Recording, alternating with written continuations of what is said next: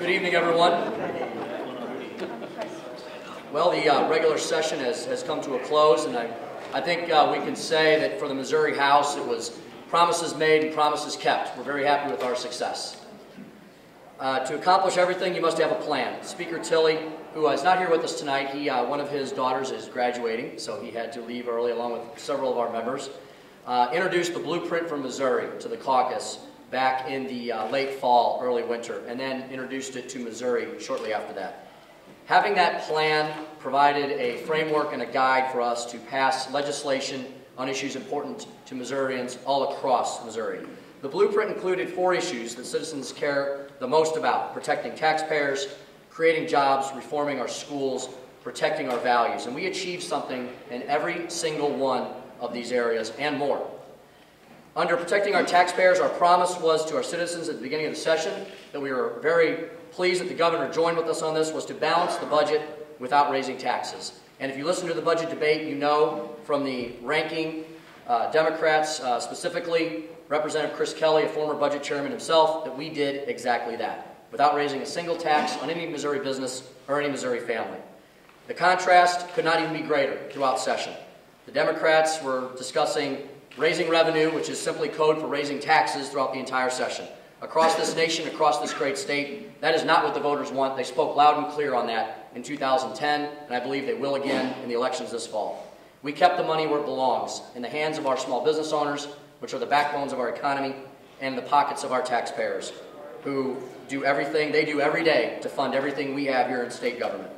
Creating jobs. Rules and regulations are killing small businesses and keeping them from growing and expanding. We hear this in the media every single day about all the regulations that are coming out of Washington, to a clip of a dozen or more every single day. That is crushing on the idea of creating jobs. We reduced them here in Missouri by requiring administrative rules to be reviewed every 5 years, ensuring every rule and regulation on the books is not a burden to our businesses.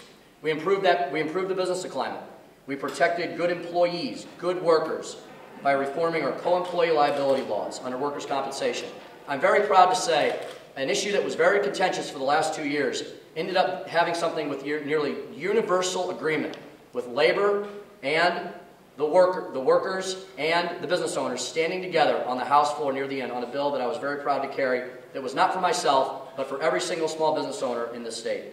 By toughening the standard for suing a fellow employee to gross negligence, good employees will not face the choice of losing their jobs and being sued. Reforming our schools. Education is a priority of the Missouri House. We have funded education to historic levels over the last 6 years. We are well in excess of our constitutional floor on funding. But it must go beyond funding, because funding is not simply the answer, as the test scores have shown. Our charter school bill put children first. Now children in failing schools can obtain a quality education. And parents, who should be the primary force behind that educational choice, are put more in charge. This will put them on a path to a better life. It's fundamentally unfair for public schools to be held to a different standard than charter schools. That is why, in addition to the increase in expansion for the charters, accountability has been included as well. While I'm speaking about reform, we also passed a judicial reform bill, something that has been percolating in this General Assembly for nearly a decade. I'm happy to say that we took the first step towards some meaningful judicial reform. It is accountability and transparency that has been brought to the process. And finally, in protecting our values, the Speaker made the funding of our veterans' homes a priority because we were in an extreme crisis. Those who have given the most to our state and the most to our nation and owe the most from us in return. We stepped up funding to them through entrance fees to our gaming establishments, an additional $30 million that our veterans can depend on every year, and now they're not having to worry about fighting for funding any longer. The homes serve over 1,350 people. There are over 1,700 on a waiting list.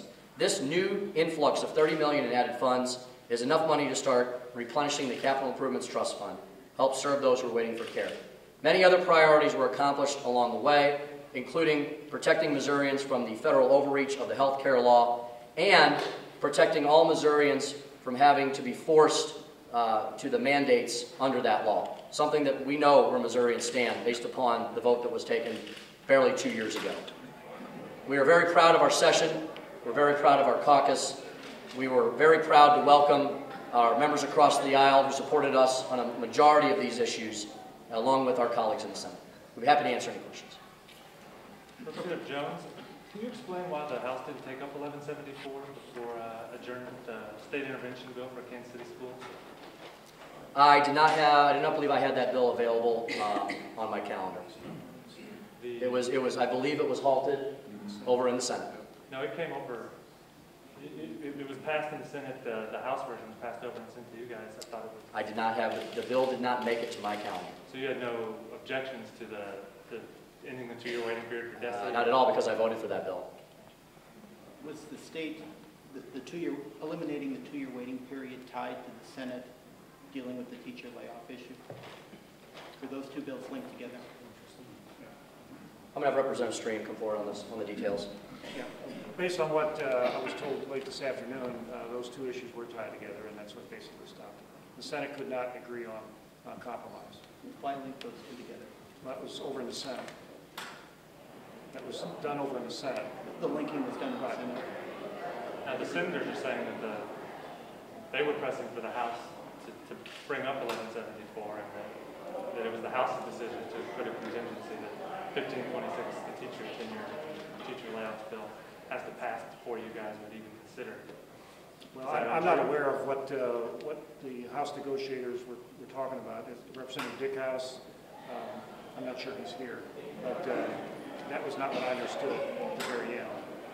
Are you disappointed that that bill didn't happen? Well, I certainly think that anything that stops the Kansas School District from improving, which I think 1174 certainly would have helped along those roads, that's a negative. The people in Kansas City wanted the opportunity for the state takeover to occur in 1 year as opposed to 3 years, and that's what should have happened. The kids down there deserve to have quality education. Representative Jones on another bill that didn't come up, the conference report on the vehicle sales tax. Why did that not come up today? Well, we already passed a similar bill related to that, and I believe it was passed with an overwhelming bipartisan majority. As you saw, I had many bills left on the calendar at the end, and we have to evaluate what we're going to spend our time on every day on the House floor. And when we've already passed a vehicle that we feel is satisfactory, we're likely not going to pass duplicate legislation. Even if, there might be a few changes in it, but I thought the bill we passed, and from the vote, the entire Missouri House was satisfied with that. But if the governor is saying that the bill is unconstitutional, which means it's probably likely to veto it on those grounds, and you have local communities that are dependent on that revenue, why not? And we're doing House concurrent resolutions. Why not finish on that legislation? Well, as far as I know, the governor hasn't been appointed any judicial powers yet, so that's up for the folks across the street to decide. Well, the governor made, I would say the statement that the governor made about the constitutionality of the bill may lead him to veto. Well, I don't necessarily agree with Senator Crowell on a lot of things, but I did hear his very lengthy explanation about why he felt that bill was not unconstitutional. Senator Crowell is a very skillful attorney, and I know there was a very extensive debate on the Senate floor.